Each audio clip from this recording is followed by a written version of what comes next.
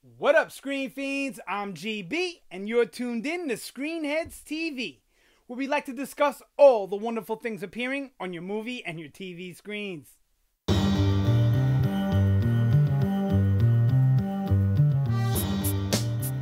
In this episode, we're going to have another alien discussion. This one is going to be my idea for a follow-up to Aliens. So I guess the replacement for Alien 3. All right. I put quite a bit of thought into this one.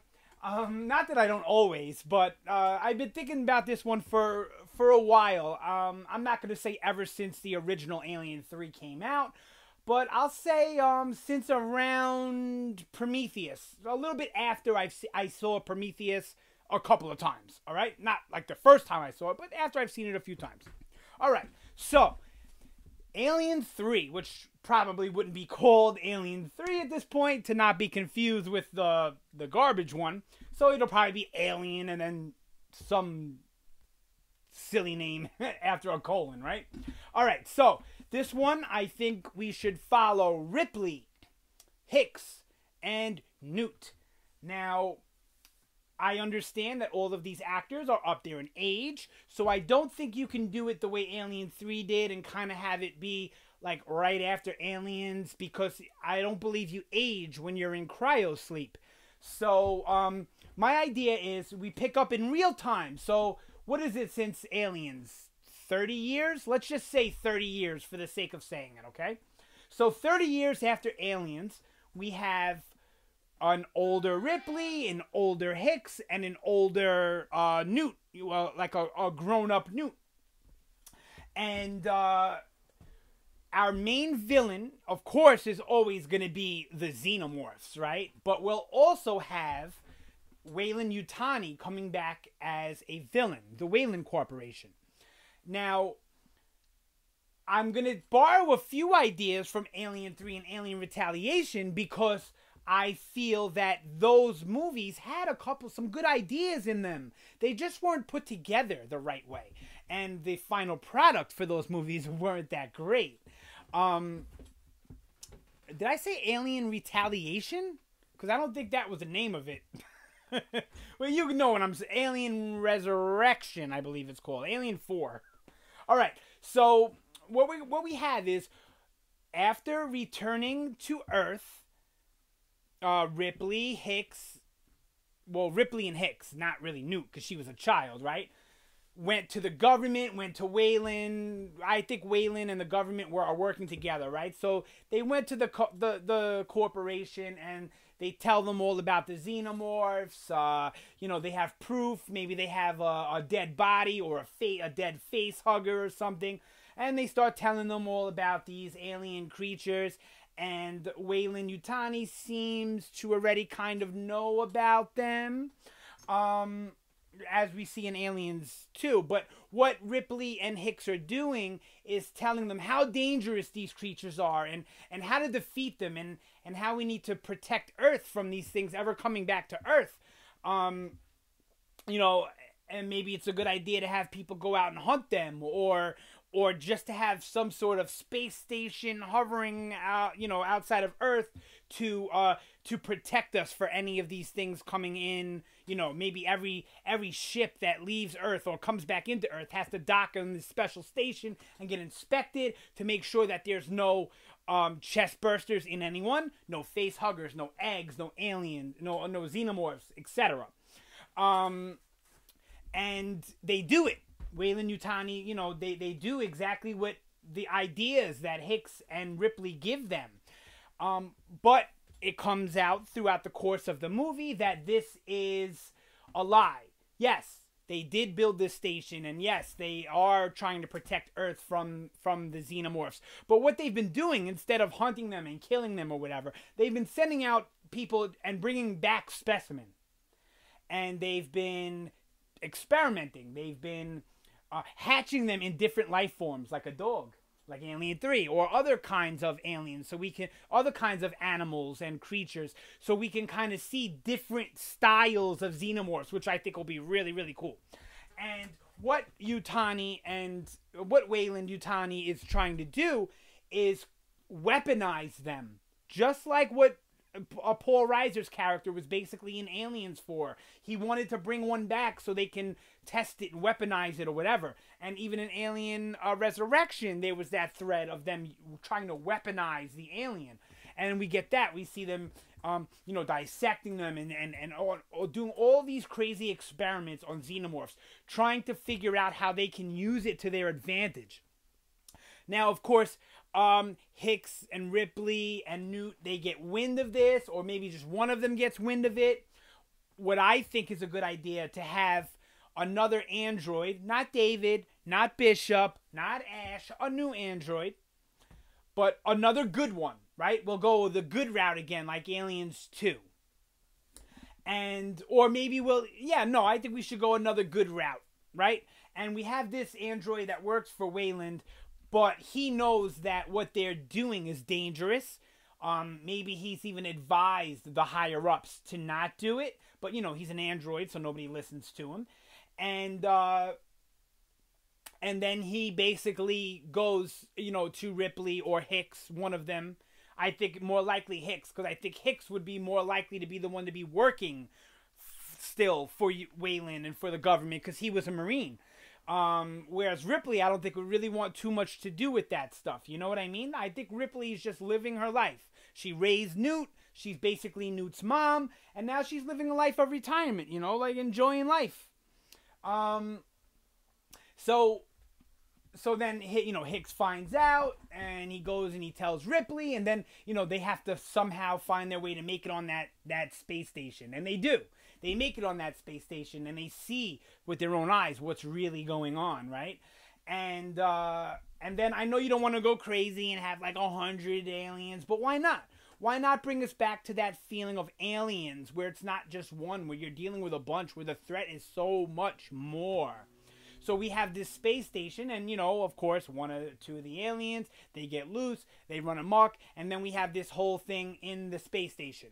Now, we get, maybe Newt grew up to be a Marine. Ooh, that's a good one. I just thought of that one now. So maybe Newt grew up to be a Marine. Maybe Newt is the one that knows about all this stuff. Maybe she's stationed on that space station, and that's how she finds it out, figures it all out and everything. I like it. I like it a lot. And then we have, these are our three main characters, Hicks, Ripley, and Newt. And then we go through this whole big thing with this big fight on the space station. And, of course, we'll lose some people. I think we should lose Hicks, and I think we should lose Ripley. And I think we should leave it with Newt being our new heroine, where we can now make 2 or 3 more movies with Newt being the main character. And maybe she gets together a squad and goes out hunting these things. I really like this idea a lot. But I do think we should have Ripley go out in this one on her own terms, much similar to the way she goes out in Alien 3, where she basically kills herself to kill the xenomorph that's living inside of her. And I don't think it should be the same thing exactly, but yeah, I think she should go out with a bang and put a nice cap, a nice ending on the Ripley storyline. And now, I know what you're saying. Oh, you can't kill Ripley or blah, blah, blah, whatever. Sure you can, because she's now taught Newt. She's raised Newt. Newt now has a big piece of Ripley. She is a big piece of Ripley. So we get Newt, who's a combination of Hicks, badass Corporal Hicks, and Ripley, badass Ripley, smart Ripley, right? So then we get this new heroine, this new hero we can follow through a couple of movies that is the pinnacle of all of not only the female protagonists that we have in the alien world, but of, the 2 most beloved and most favorite protagonists from the Alien franchise, being Hicks and Ripley. And I really, really like this idea. And I'm sure there's elements from the script that, his name is now escaping me, the District 9 guy. What the heck is his name? Anyway, you know who I'm talking about. The guy from South Africa. So, you take a little bit of his ideas with his movies and whatever Ridley has going on in his mind. And I think it's a nice flow to it. Because look at Prometheus. The villain is basically Weyland. Right? Weyland and David. And then, you know, you move to Alien Covenant, where I don't really know what's going on with that, but I would assume that David is still the villain of that. You know, the non-Xenomorph villain. Because we always, every Alien movie has a non-Xenomorph villain. Every single one. And then you have Alien. Well, yeah, well, we have Ash, who's a villain, right?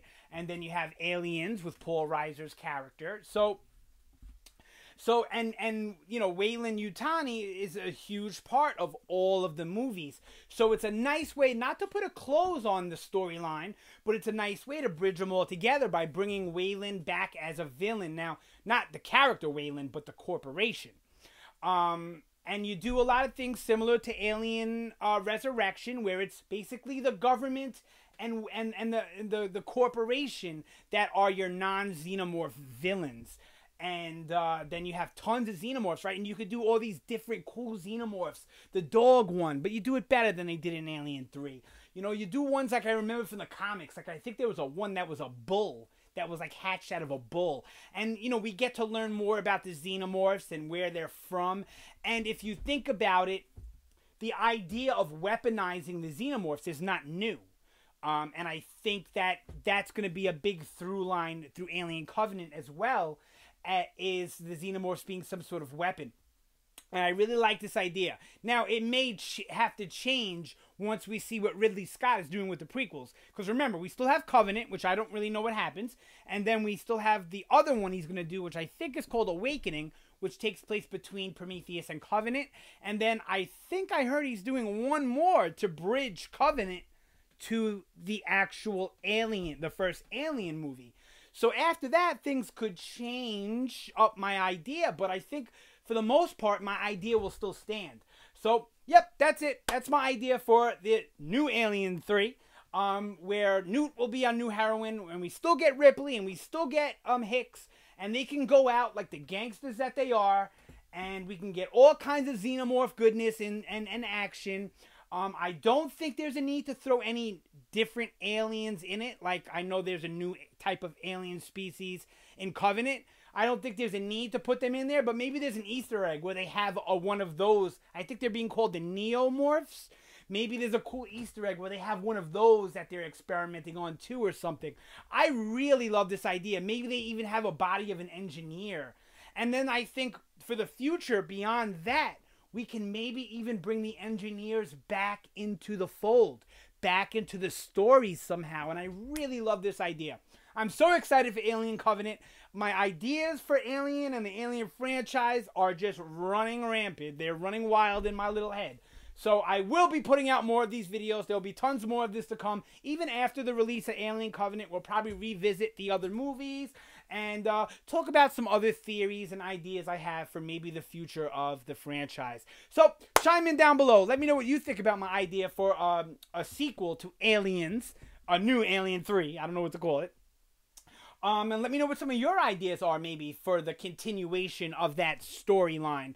And of course, like always, let me know what you think about this video. The good, the bad, the uglies.